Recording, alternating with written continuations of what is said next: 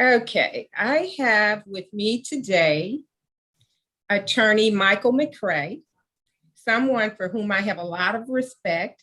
We often have an opportunity to dialogue a lot. Attorney Michael McCray, someone for whom I have a lot of respect. We often have an opportunity to dialogue a lot. Yes, and I am going to mute my Facebook. How about that? So we don't have to stream the volume.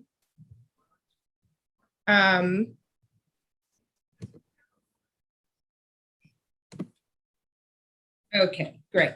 Why don't we start again? I have with me today Attorney Michael McCray. And he's someone for whom I have a lot of respect. We have an opportunity often to dialogue about very complex topics, and he educates me, and I'm sure it's about law.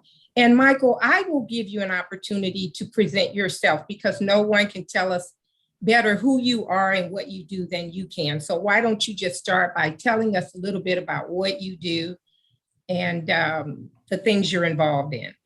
Gerald, I hate that, but thank you very much. My name is Michael McCray. And I guess the shortest blurb is I'm a public interest advocate, former federal whistleblower, and I work with whistleblowers, and I'm also a community organizer by training and by vocation. I'm from a small town in Arkansas, and I wound up going to Washington, D.C. with the Clinton administration. I worked on the Federal Empowerment Zones program.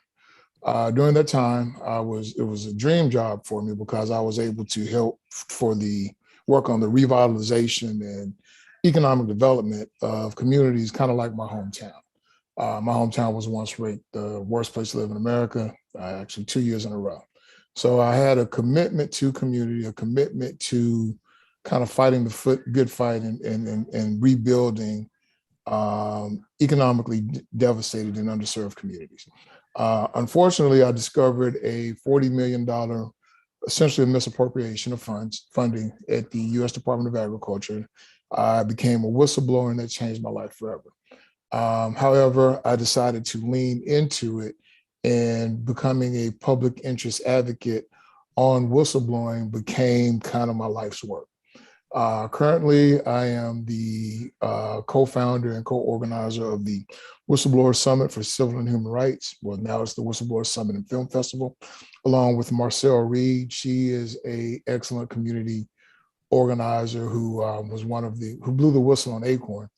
She was a member of the Acorn 8, which exposed a multi-million-dollar embezzlement during the association at the Association of Community Organizations for Reform Now. So both of these were kind of life-changing events for us, and we kind of teamed up because I also was a member of Acorn and a delegate on the national board.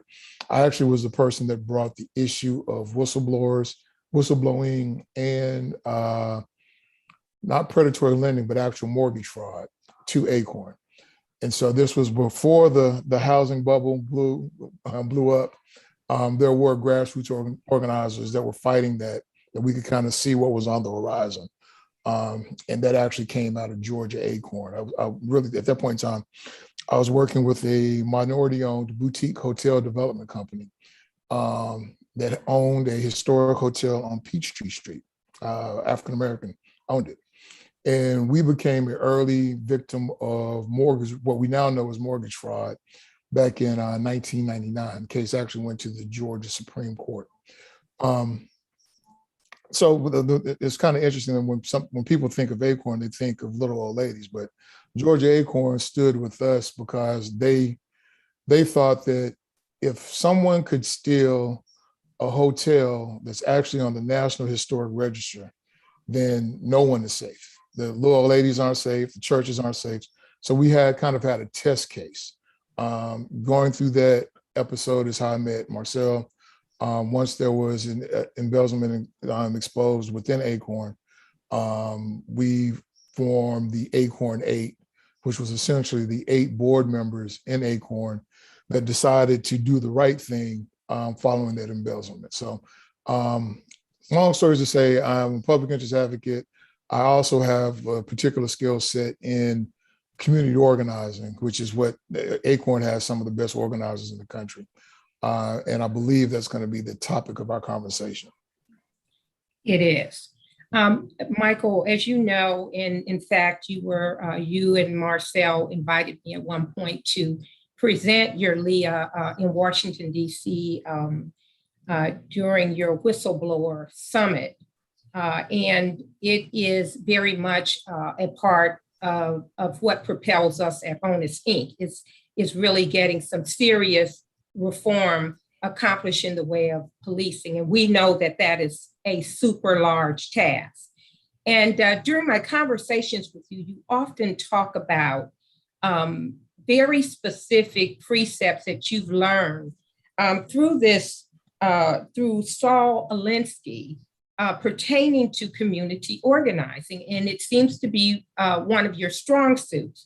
So I thought today that you could come on and just share with us what you know, particularly since I'm talking about launching what I call activist enclaves, which are small groups that people put together across the nation to accomplish both local and national issues. In other words, they assemble and come together on these national issues, and maybe in the same way they would also do on a local level. But of course, the national coming together would involve a lot more people. Can you tell me what it is about Saul Alinsky that you find so compelling and such an important, I guess, information source for people who are actually trying to achieve significant change? Okay. Well, for me, Gerald, it's kind of the African principle of Sankofa, where you have to look back to move forward. And so Saul Alinsky is actually considered the grandfather, if not the godfather, of community organizers. He's written actually a few books. One that I'm most I find most useful is Rules for Radicals, and essentially it is a handbook. Very good, very good. And that read the subtitle, Joe. A pragmatic primer for realistic radicals. Right. So part of the point of the book is that it's talking about how to be, how to take organizing, which starts as a part of the process of organizing, is actually disorganization. It's confrontation. It is sometimes getting in the streets, but there's a point. So the goal, so in one sense, you have people that could be considered the true believers, who everybody wants to get out, everybody wants to kind of march, or people who want to demonstrate. But what Alinsky talks about is how do you use that disruption, how to wield it effectively to make change. It may not necessarily be radical change, but how to make at least incremental, how to pull the levers of power in government. And so sometimes you have people that will engage in things like, for example, if we think of Occupy Wall Street. Occupy Wall Street had created a moment through their disruption that actually allowed them to have the seat at the table in order to try to make contributions in terms of public policy. Ultimately, they chose not to engage in that manner. And over time, the attention waned, and you didn't really get many tangible, in my opinion, you really didn't get the tangible results. And so what you had was something that became street theater and street demonstrations, but we missed an opportunity. And it's interesting that now when I kind of talk to my progressive friends, that people who tend to be above politics, and really what they're saying is that they're above political parties, but you have to understand that part of organizing is a way to build the goal is to build power, to amass power. And you build power through organizing, through building community organizations. So if you power, you know, the way I say the knowledge is power, knowledge is not power. Okay, if anything, the withholding of knowledge or the withholding of information is power, to be able to constrain it. Power typically is it's money or numbers. So the wealthy have the money. And so what we're left with is organizing people, numbers.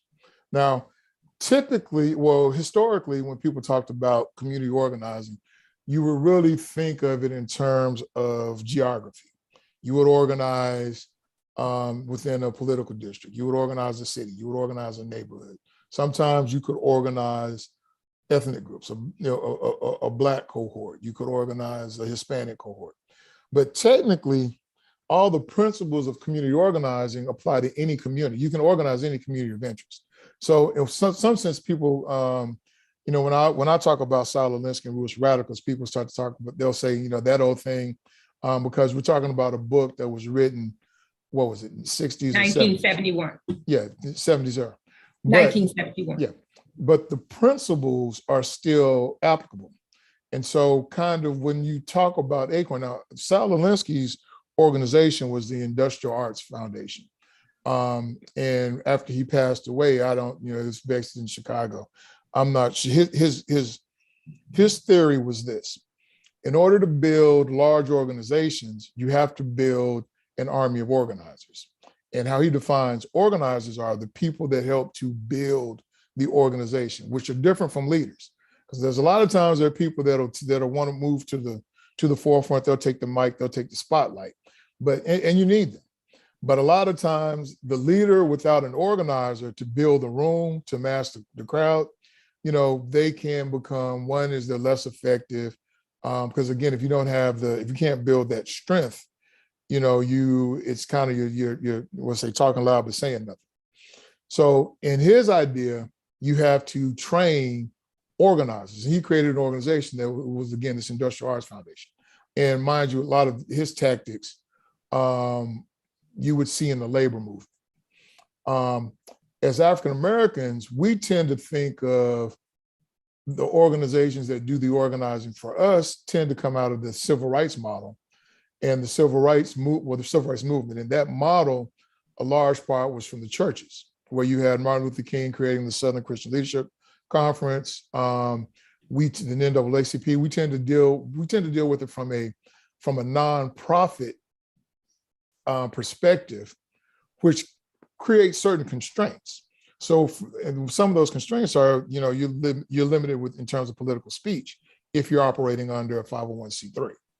So in some senses, how we've traditionally mobilized has prevented us from engaging in all of the different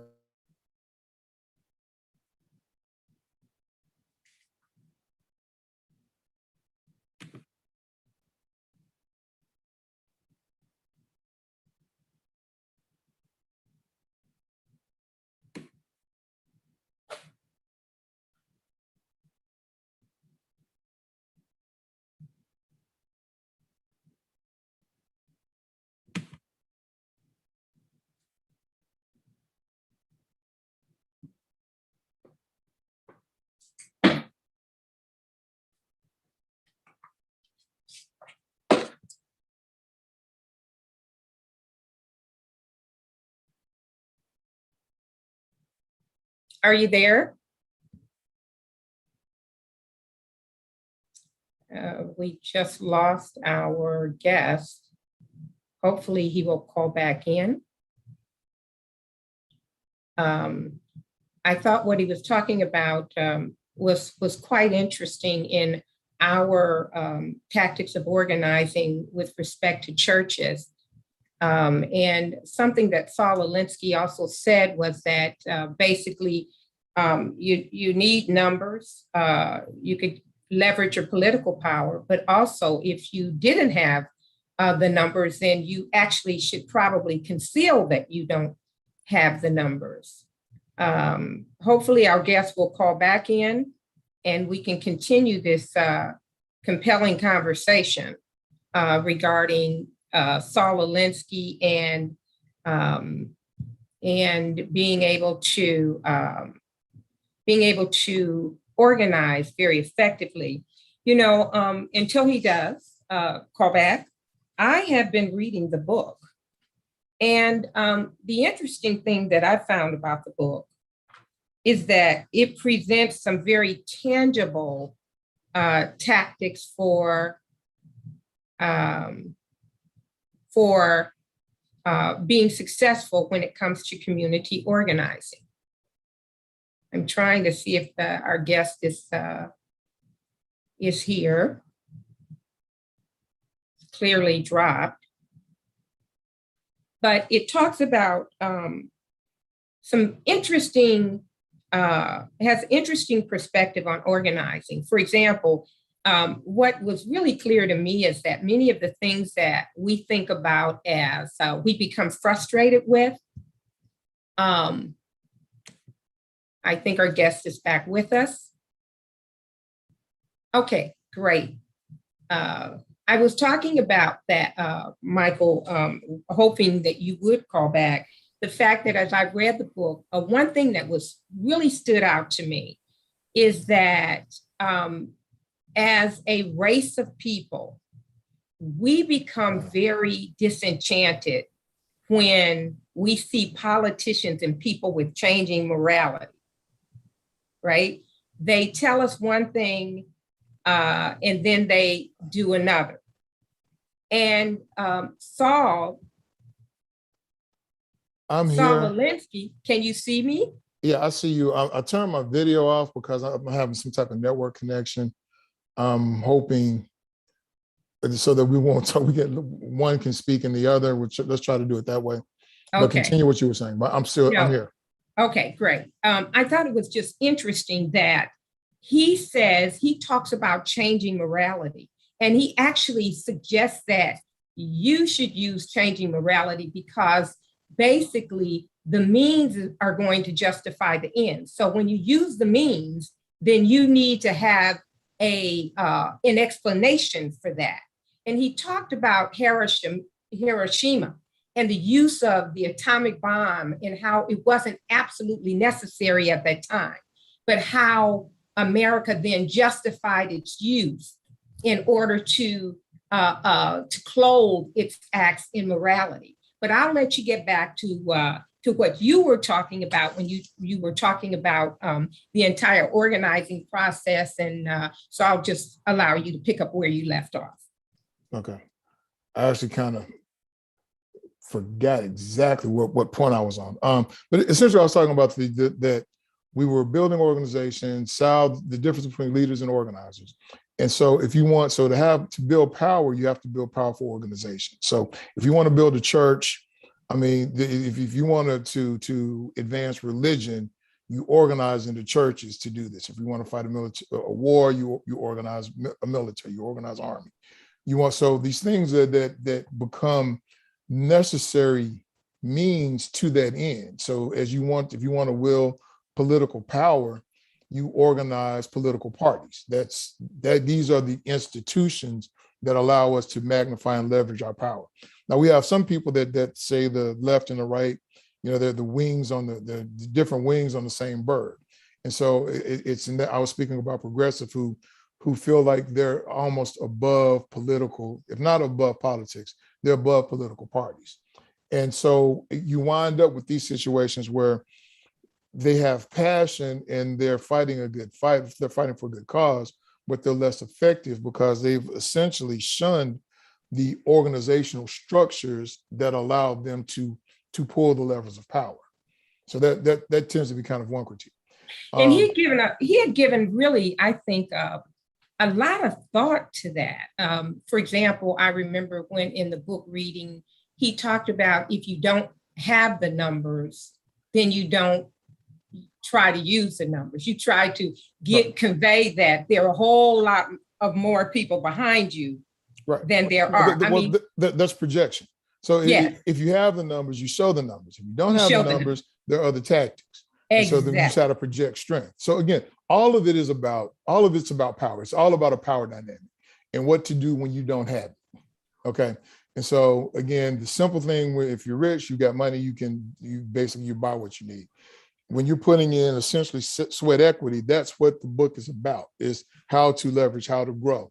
So even if you're small, I remember one, and then also, you were very right when you talk about the ends justifies the means, because they would definitely use underhanded tactics to achieve the progress or the ends that they were seeking. So it's not a kid gloves kind of book. It's not a panacea. It's very hard-nosed, bare knuckle.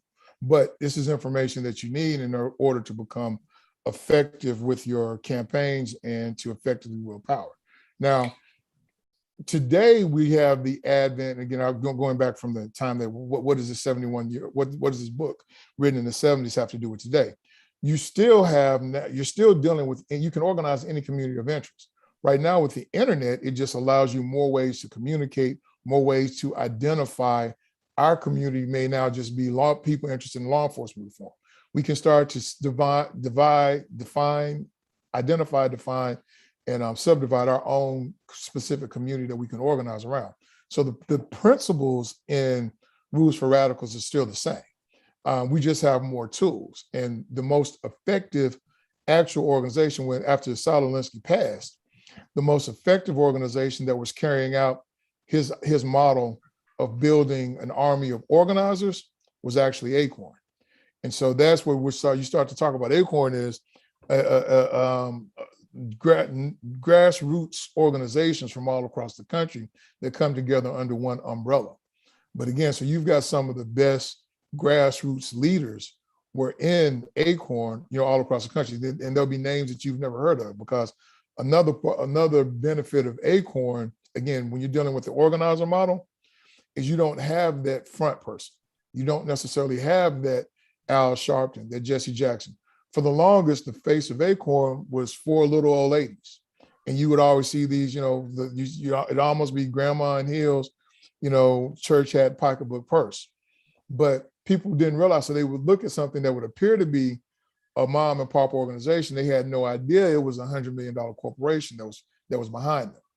And so, well, how would you activate? How would Acorn activate its large following to achieve an end?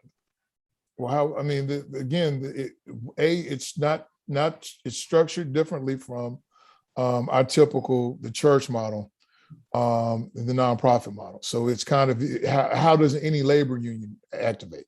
How, they will have picket lines, they will have demonstrations, they will do things to get the attention of corporate interests, and I don't want to say bring them to their knees, but they would use these things. They say you can't fight City Hall.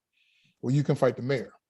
And so that was very, if I can interrupt you for a moment, I thought that was very insightful and logical, that you don't fight things, you fight people. And you try, when you fight them, you want people to ultimately laugh at them. If you can do things that cause people to laugh at them, that is perhaps the biggest. Satire is one of the greatest tools for a community organizer, because that's one of the things that the wealthy and the powerful hate the most. But satire is a very powerful tool.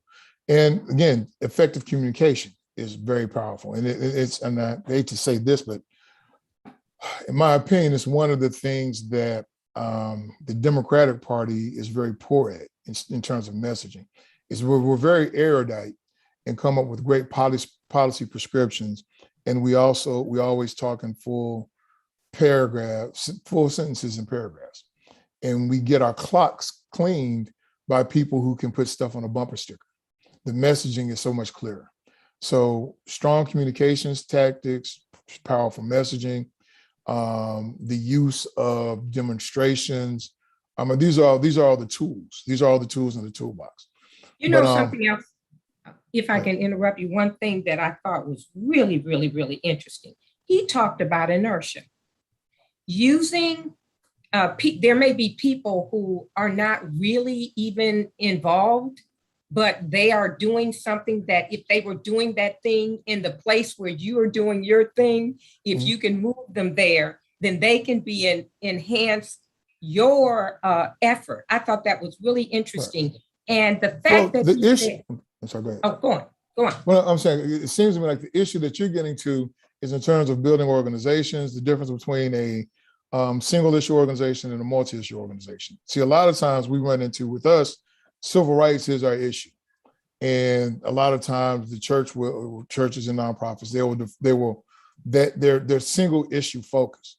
What it does is that's very limiting in terms of how you build your alliances. By having a multi-issue organization, yes, okay, Joe, Michael do civil rights, you do law enforcement reform. You know, Marcel can do housing. By us all coming together, well, if you help me with my issue, I'll help you with your issue. And if if Marcel helps you help me with my issue, then Marcel steps in. Well, I just messed that up, but you get the point. Then we're all working together. And what it does is it allows you to build larger organizations and larger organizational capacity. And so that's kind of the thing, whereas you find people that are kind of like-minded, and we have to build these alliances, and that's how you build more. That's how you get your numbers up. That's how you build your organization. As you get your numbers up, that's how you build your power. Once you reach whatever critical mass it is that you have impressive numbers, then you do your demonstrations. Before then, you don't. Before then, you may do the flyer that ridicules the mayor. You know, it's a grassroots, it's a whisper campaign. So there's just different tactics you can use at different stages. But again, you have to build an organization. And through building that organization is how you can really wield power. So what you're saying is that the field organizers are really the key to all of this. It is activating people who can go out and get other people. Now, something you always say, you talk about how Obama deployed these kinds of tactics, this Saul Alinsky approach during his campaign. Can you talk about that a bit? Well, yeah, well, okay. So when I grew up in Arkansas, and when I tell people a funny thing happened when I was on my way to Wall Street, my governor ran for president and I got to work at the White House. So I have been pretty closely involved in Clinton campaigns since '92, and on the periphery, even some of his gubernatorial stuff. I was a part of back then we weren't calling them organizers. We would call them outreach, but we were basically Bill Clinton's community organizers. The group we were known as was the Buffalo Soldiers. There was a great political leader, a guy by the name of Carol Willis. And he had been a law student, African-American law student of Clinton, and worked with him when he was governor and ran on his congressional race. But anyway, so there was a group of African-Americans that were the organizers for Clinton from before '92. And we go across the country and we do essentially all the same things that we're talking about now. But we were politicos. And so it's kind of like it takes one to know one. When we fought, and that we were always kind of like the shock troops that we were there to get the last, 4 or 5 points out of our communities to make sure that everybody turned out and went to vote. Now, generally speaking, getting African Americans to vote Democratic is not really the issue, because if they vote, they'll vote Democratic. It's making sure that they remember to go vote. So it wasn't necessarily a great deal of persuasion, it was more mobilization. However, so when we saw, and then I had the experience with being with Acorn and understanding how Acorn operated. And see, the thing about Acorn is, Acorn could put 1,000 people in your lobby we pick a day or pick a time. School buses will pull up, people would outpour and start to demonstrate. And that was called, Acorn believes in direct action and sometimes militant direct action. So these would be, stage sit-ins. And that's what that was Acorn could do this year in, year out. So understanding when we were in Iowa in, what was it? Now I'm going to mix up on my political campaign years. During the first Obama term, the first Obama election, Hillary Clinton was the favorite in Iowa through New Year's. It was through New Year's before the primary. It was into January. It was only at the end where the polls actually shifted. But what was happening was we noticed that we were getting out organized. And of course, Iowa is a caucus state. And for people who aren't as familiar with the political process, caucuses are much more difficult. They require a greater level of dedication to, when you go vote on a primary day, you vote between, between 7 and 9. You come in when you want to, you fill out you go into a private booth, you pull the lever, you go home. For a caucus, the timing would be from 6, a certain caucus time from 6 to 10, where you're in the open, you're in a gym, and it's group voting. So you've also got the aspect of peer pressure, where now your boss can see you, or your pastor can see which group you're in and who you're supporting. So there are different dynamics between the caucus states and primary states. And then also they're a lot harder. In Iowa, in the wintertime, it's also deathly cold. So the Clinton team Clinton had a lock. Our base support were older, older blacks and older whites. However, it's 2 degrees out, so they can't come caucus. It's not you can't send in your absentee. And then now, mind you, I also knew that understanding the power that Acorn had, you dealing with, and again, President Obama, then Senator Obama, had been a trainer. He taught Saul Alinsky, he taught Rules for Radicals to Acorn workers, to the staff. He was actually a trainer. So of course he is, Constitution scholar, Harvard Law Review. He understands these concepts that we're talking about. And he was working in Chicago, of course, where Saul Alinsky's from, or the industrial arts, right. The whole basis of the Chicago political machines. And then also SEIU, they were working on the labor side. So from my perspective, I'm looking at a guy, okay, we're actually faced off with somebody who knows what we know. Because this literally is stuff that I was reporting to Carol Willis. They know what we know. And a lot of times it would be easier for us because a lot of the other Democrats wouldn't do the barbershops, they wouldn't go into projects, they wouldn't go into into the neighborhoods. But may I interrupt you there? When you say they wouldn't go in, is that they wouldn't go in to find or to develop or cultivate community organizers within those areas? Is that what you're saying? What I'm saying is a lot of Democratic politicians, especially prior to this time, okay. While they would, essentially it goes back to the taking Black folks for granted. They wouldn't go into the community. They would think that Black people were going to turn out for them. They wouldn't send the operatives. They wouldn't spend money. They'd spend money on the air. They spend money on television. They weren't doing the grassroots things. They wouldn't even go into neighborhoods.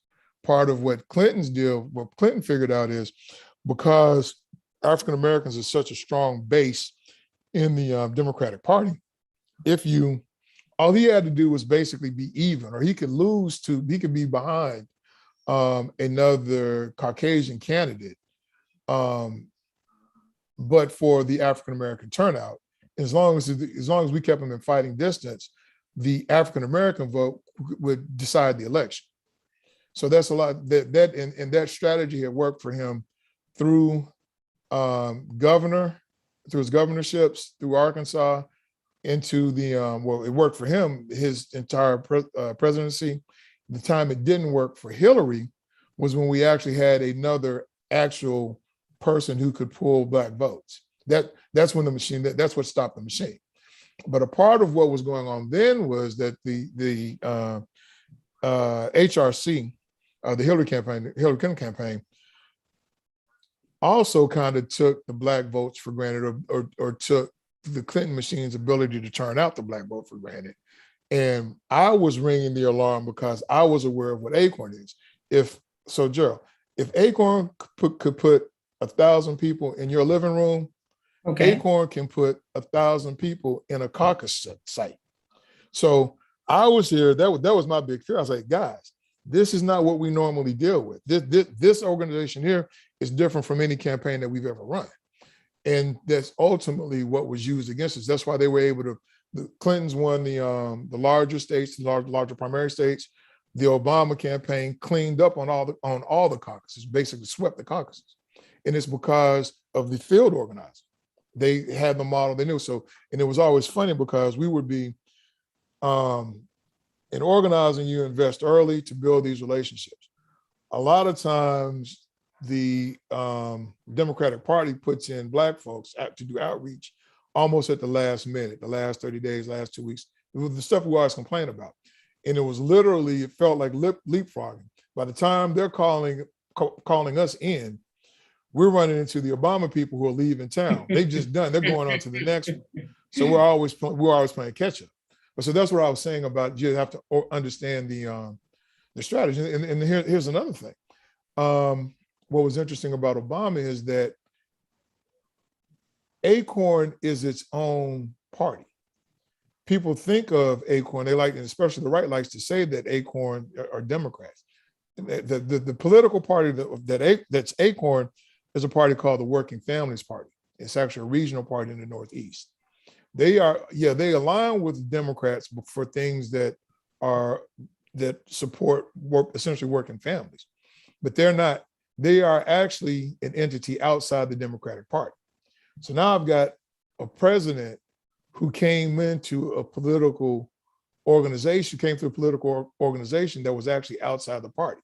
So when he's in the White House, typically the campaign for president, the campaign takes over the party, whether it's the Democratic Party or the Republican Party. Their campaign apparatus becomes the party.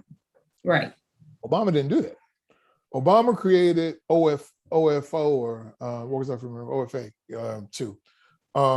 He created a separate organization that was his campaign apparatus. So we can argue about, back to we were talking about party building. Are you investing in building the party, or did you just now create another family that resources and attention are going to essentially be taken away from the Democratic Party itself, which I think right now we're actually living through that.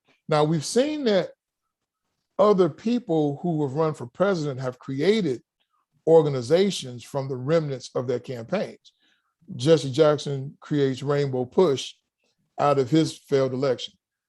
Al Sharpton creates the National Action Network out of his failed candidacy. Heck, Pat Robertson created the Christian Coalition out of his failed presidency. So we've seen people take failed campaigns and create other organizations. We just had never seen a president do it before. And so you can talk to a whole bunch of Democrats. Would you say that's what Trump's doing? It's the thing about Trump is it's hard for me to separate the grift from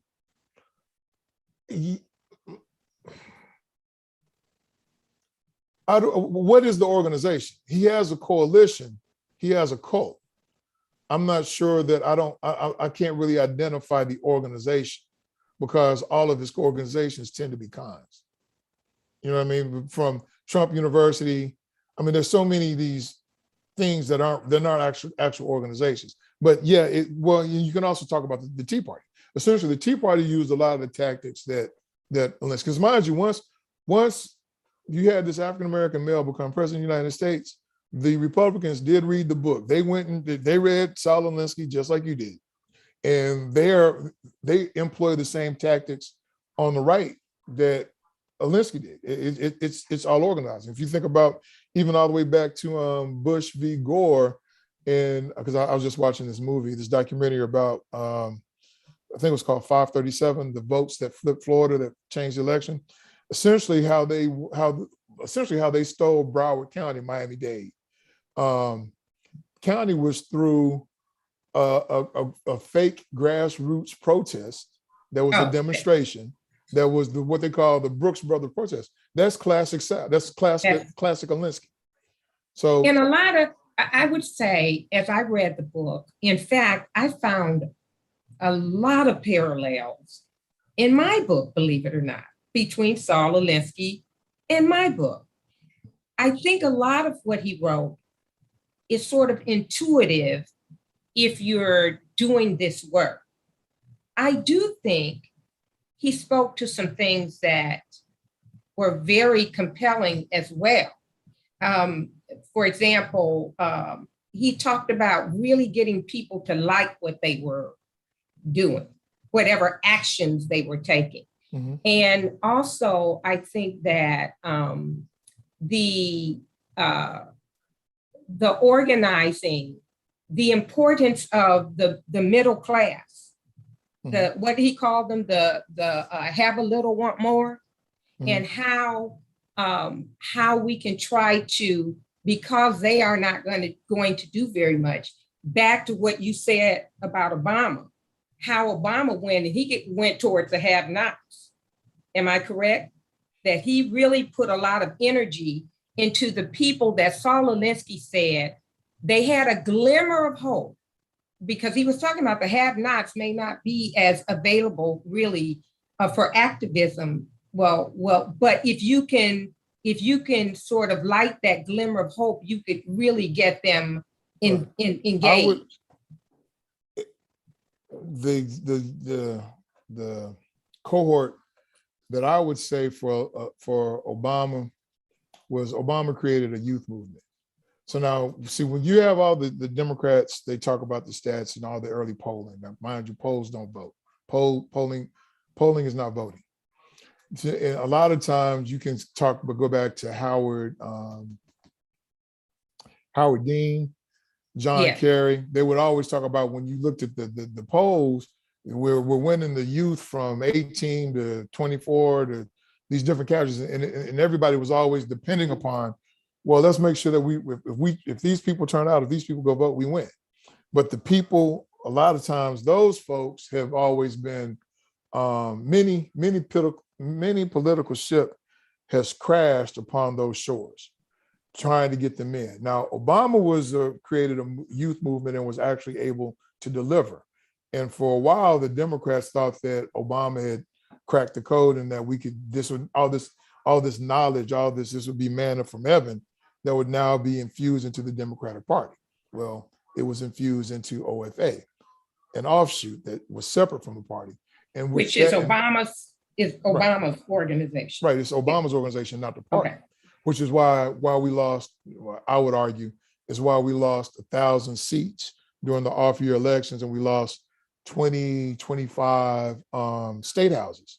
So where's OFA then, Michael? You said that power of the masses, of the youth that Obama had, moved to OFA. Where's OFA now? Again,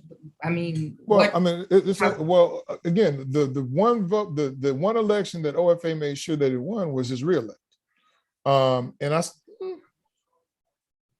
a good question. I'm not exactly sure what Obama for America is doing now, what it's morphed into. I think in the end, Obama started to try to push some more resources back towards the Democratic Party. Again, I'm a party person. I think that may have been too late. I mean, literally, we lost 1,000 seats. Literally, we lost over 20, over 24 state houses. And think of it this way, Gerald, part of the reason that the Republicans can now push voter suppression legislation through so many state houses today is because we lost them during that period. So it was kind of, in one sense, it's kind of a law of unintended consequences. We created an entity that was outside the party apparatus. The party was weak and the party lost. Now we're dealing with, had it been Hillary as president, had it been, I guess we have Biden now. So we have to get back we have to rebuild the party. We wouldn't be in as much danger. Well, no, I'm sorry. Had it been Hillary beating Trump, we may have been back in business. But by losing to Trump, they're now able to, then they were able to stack the courts. Then they were able to steal a couple of Supreme Court justices. Then they were able to twist all these state legislatures. It's chickens coming home to roost. But all of these are power dynamics, and all of them are either smart organizing or not so smart organizing. Let me ask you this question. Many people who vote Democrat are not exactly super excited about the Democrats. What do you think the prospects and promise would be of using Saul Alinsky to spur a more effective and responsive Democratic Party using his tactics? Well, I mean, I'm for it again. I mean, yeah. If you ask me, I'm going to say, of course, because for me, listen. I view the world through the lens of an organizer. When I read the newspaper, I'm reading the newspaper through the lens of an organizer. I watch. I know that the headline and the article are written by two different people. Two, it's basic media literacy. I watch the picture, the image that they put next to the article that captures whatever the feel of the article, what the writer is. I look at the placement in the newspaper. What's the ad that's on either side of it? So all of that goes into what this communication is. So I watch television the same way. So when you ask me that, I'm going to tell you, of course, but that's also the way I view the world. I think that now, whether we want to talk, I think a lot of stuff that we talk about, I mean, with Obama, they started to talk about this snowflake organizing, this kind of a decentralized structure. For me, it's all Alinsky. I mean, I've read it before, I've seen it before. We might call it different things, but for me, it's all Alinsky. And that's why you have, and that's another interesting point, Joe. HRC was a very top-down organization that they wanted you to stay on script, on message. What they called organizers didn't have the authority to really to do much. I mean, they were literally telling people to knock on doors and not leave lit, that they had created this kind of this Facebook model where they could. And HRC, just for the record, is Hillary Clinton. That first campaign. Right. And so they would literally tell people, like, again, when you're organizing, if I go to a barbershop, I'm gonna greet everybody. I'm gonna give everybody lit. I'm gonna talk to everybody. Half the folks may not be registered. Sometimes the person who speaks the largest, the barber, might not even be able to vote, but he's also he's got the biggest platform, the megaphone. We would say that there's certain people who are mayors of the block. You got to go figure out who the mayor of the block is. And the mayor of the block might not be registered to vote, but you need to touch all those people. The way the Clinton model ran, they believed that if they had 2 bits of data, and you can, a lot of this is you can read it in Shattered. That was the book about that failed campaign. Some of the behind the scenes as to what the strategy was. But essentially they thought that if they knew, with 2 bits of data, the probability of your vote, and I forget it was 2 data points, but they felt that they could therefore identify all the voters. And once they identified enough voters for their win number in the district, then they would go on to the next district. There was no attention paid to persuasion because everybody already knows who Hillary is. What good is giving a flyer out because they know who she is in her history? But Gerald, I still got to buy you flowers. I can't say, you might know me. I got to buy you that drink. Right. I got to get you some candy. I can't just come back 4 years from now. Okay, we jumping the broom. Right. You still have to do the outreach. You still have to do the touches. Exactly. And part of what they would do is they would decide that, well, I know that most of the people in the barbershop don't vote. So I'm going to send somebody in, and think of, if you walked into the barbershop, there are 10 people in there, and you spoke to two folks and gave 2 other people flyers. You literally have now just pissed off the barbershop. Okay. You've done more by your micro focus. Selective. Right. Right, by choosing who you're going Selective to talk to, who attention. you're not to. You just told everybody else that y'all don't matter. They had the same problem, one of the same problems in ministers. A large part of the people that we would go to, of course, as African Americans, preachers, ministerial outreach. They wound up with people who would ignore small churches. So they wanted to go talk to T.D. Jakes. They wanted to talk to Jeff Flakes. They weren't wanting to deal with the person that's got 100, a storefront preacher in Philadelphia, West Philly, who might have 100 votes or 100 parishioners. So that's, in our community, that's not good. You're going to create more problems. And then, mind you, if you think about what wound up happening, 100 votes per precinct in Philly and Pittsburgh flips Pennsylvania. Those 100 votes. Well, Michael, since you're, as you're talking about this, and I was thinking today that people don't understand, sometimes we don't think about it. I'm always mindful of it, but that's because I do the work I do. On social media, when you do a like, when you vote, you are literally passing your power to someone else, right? You're empowering them. Okay. Do you agree with that? Well, I'm not sure where you're going. And again, are we speaking? Where I'm going again, with I just came from power as money and people. So, okay. You're now talking about an audience. I'm now talking about people in the sense of, with social media, people are represented in followers, in likes. If it's amazing how many people have told me, like I can remember I got into this, this man took $30,000 from my parents. And I told him, you're going to give it back to them. And I ultimately got it back. But he told me, no, we're not giving it back. The first thing he told me when he decided to tell me he wasn't giving it back is, I know who you are. I've checked you out on Facebook.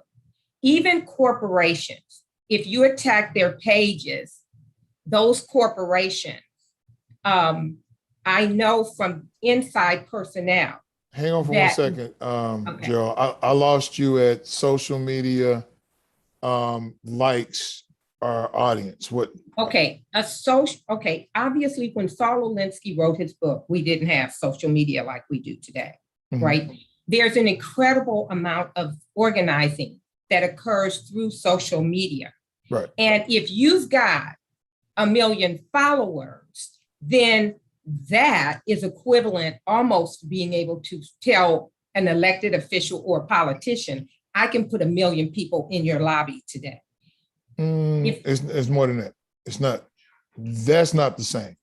Because help me understand how there's logistics involved in putting people in place. Oh, no, I'm not speaking of the logistics. I'm speaking of the power you are perceived to have. If you have 1 million followers, then you are seen as having influence. That's why they call you a social influencer, right? Right. That's correct. You and corporations will pay you large amounts of money because when you speak, right, all of those people hear you. Right. So what I'm saying is with Saul Alinsky, as I was looking at it, there's a chapter missing, and it's missing because the guy died, right? He was unable and didn't have the ability or the time to write a chapter on the importance of social media. So Barack Obama wrote that chapter. Oh, did he? And where is that chapter? Well, no, that's what I'm saying. Think about it this way. I mean, the chapter was written with him becoming president. The chapter, what they did was people had not used social media. Think of it this way.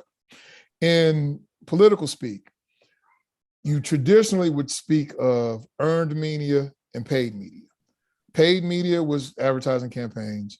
Earned media was public relations. You make appearances. There wasn't money for it. You get coverage. Mind you, OFA, Obama for America, was the first campaign that harnessed social media, added social media to the mix. So that's what I'm saying. He was essentially using the backbone, the basics of Saul Alinsky. So literally, OFA, Organizing for America, Obama's first run, wrote the chapter of incorporating social media into Saul Alinsky's theories, which won him the White House. So what I guess the point I was making is that organizing today also involves serious online organizing, and that too can have a dramatic impact, as I've been able to take note of and actually use to some degree myself. If there is a problem and you can get people to a page to let an organization know there is a problem where other people can see that you have a problem, that can get organizations moving.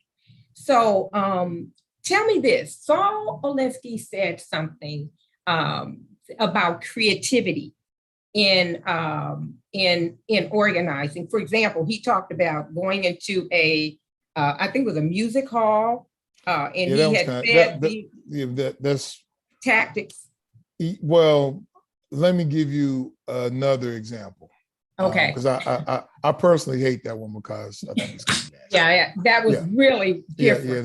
That's not the best one. In the 60s and 70s, there may be, say, you're organizing, one of the targets is a grocery store, for whatever reason. There were people who would go into a grocery store with a bag of mice and drop them off in the right. That's what I'm saying. It's not necessarily a clean business, but it's one of those things where if you're trying to get the store owner's attention, or you're trying to get, we need some African Americans need to be employed here, things like that would happen. So it's what you're talking about is how do you use a smaller force to magnify, project stronger. And again, if you've got the numbers, you show the numbers. If you don't have the numbers, that's when you have to use creativity. So one creativity was the example that you were talking about. Another, which I thought was crass as well, especially since it involved 100 Black people. It's something about it. But using mice or whatever in the produce section at the supermarket to get the supermarket's attention. I mean, it's these other things, these other tactics that that aren't nice necessarily fair, but it's kind of just like essentially what you're seeing from the GOP right now. It's just like what's the guy with the Reagan tattoo on his back? Roger, give me Roger Stone.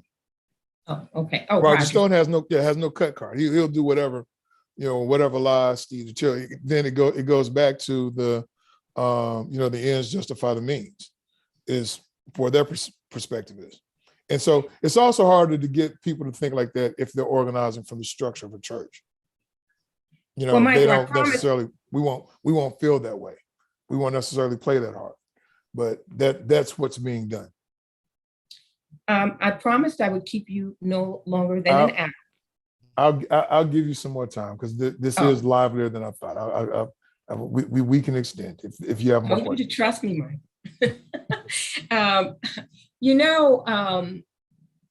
One thing that really, I guess, was stood out to me is that we have more power than sometimes we know we have, and that knowing how to use that power in understanding that everything we see around us that make us feel like people have lied to us or misled us, that it's not personal, that we are at war. And I was thinking about, for example, policing. How is it that for literally centuries, people have been able to do to us what all manner of things? They kill our kids, they lynch us, they do all of these things. And why is it that they continue to do it? And Saul had a really interesting paragraph in this book on policing. I'm not going to read it, but it was pretty powerful about policing.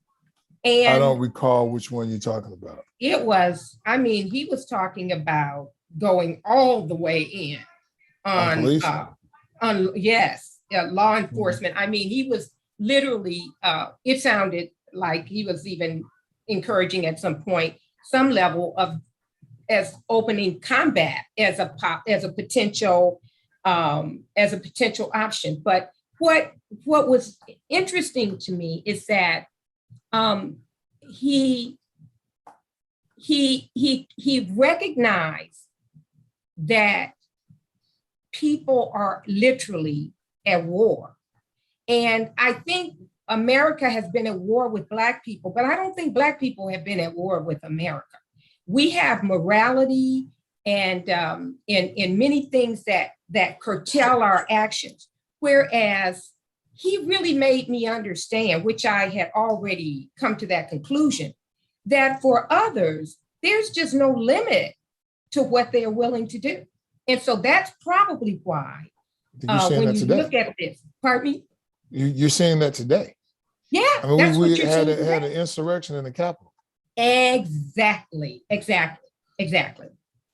So with that being said, I think African Americans and people of color need to understand that many of the things we have withstood is because we've made a moral decision to not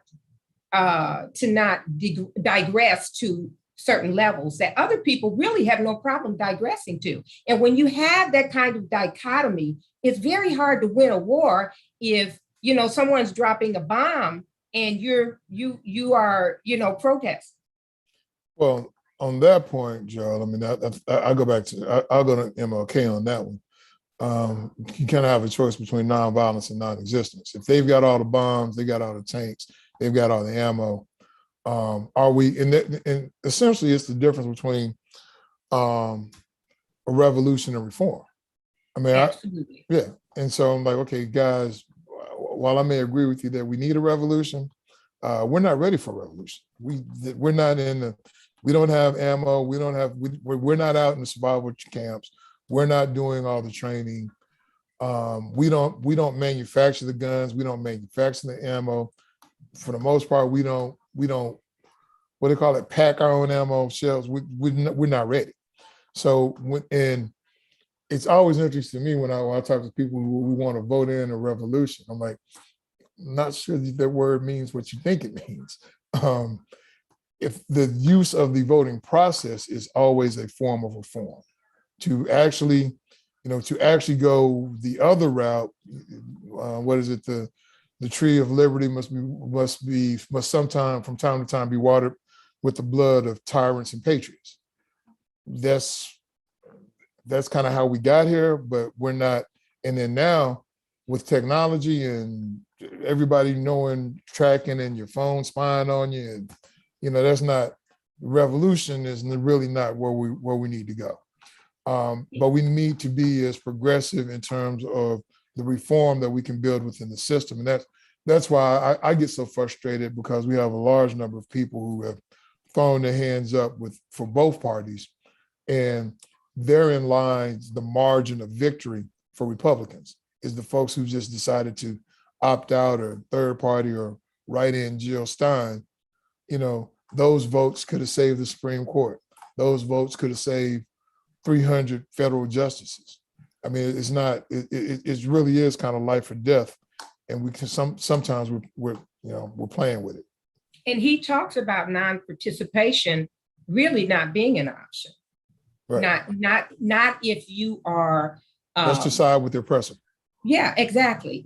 And so I think this book, like I said, it contains some things that were somewhat intuitive, but a great number of the ideas and points that he brought out are things that need to be thought of in a very deliberate way. I mean, for example, he talked about Gandhi, and how we applaud Gandhi's nonviolent effort. Mm-hmm. Back to what we talked about with policing. That was a conscious decision.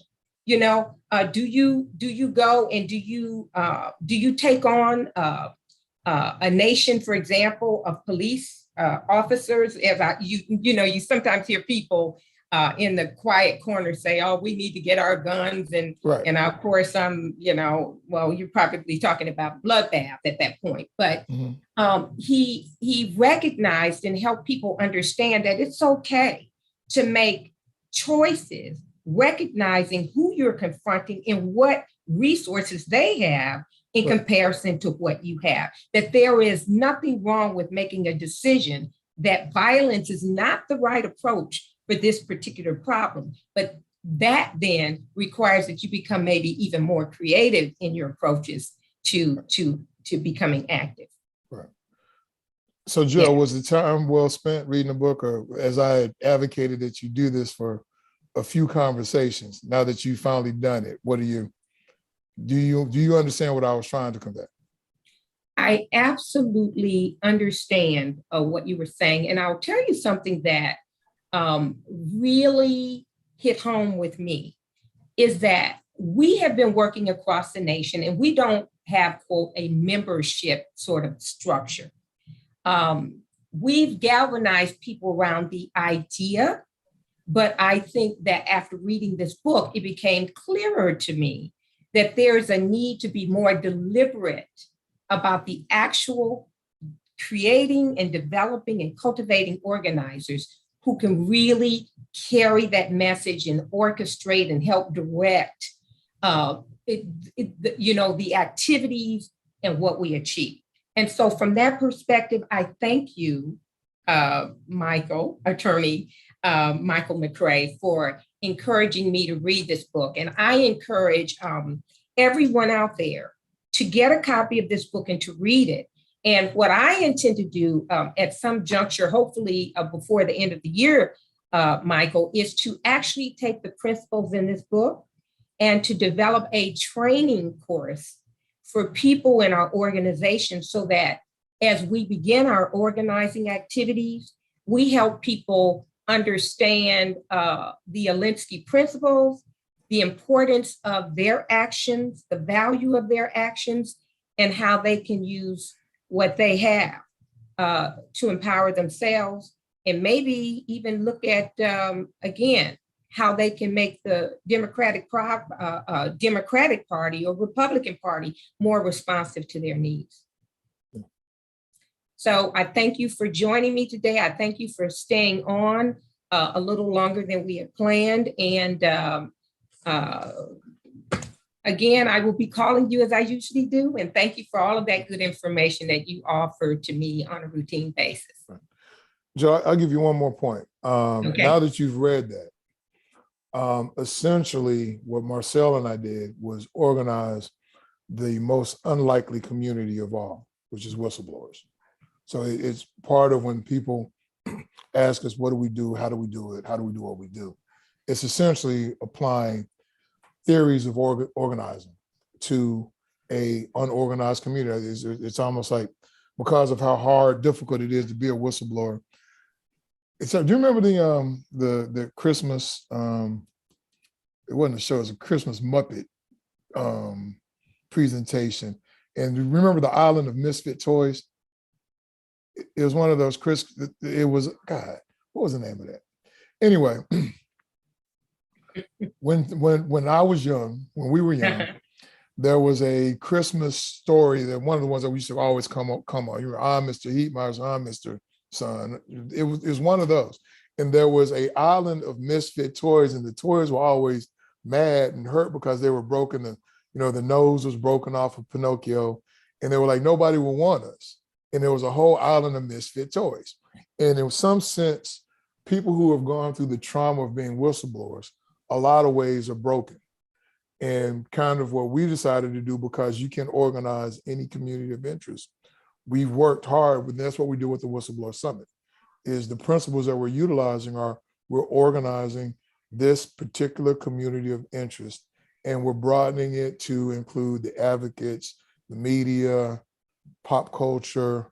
That literally is what we're doing. And you can see it live. That's how we operate. An interesting concept. I like it. Yep. And I can see its value. We have a lot of work to do, but I am absolutely convinced that we will see some significant results, and I'm determined to help achieve that. So anything else, Michael, would you want to add before departing? No, I just want to thank you for giving me the opportunity. I've enjoyed the conversation. I'm glad you're able to get to the book and digest it, because I honestly think for what you're trying to do, I think it will be very helpful for you.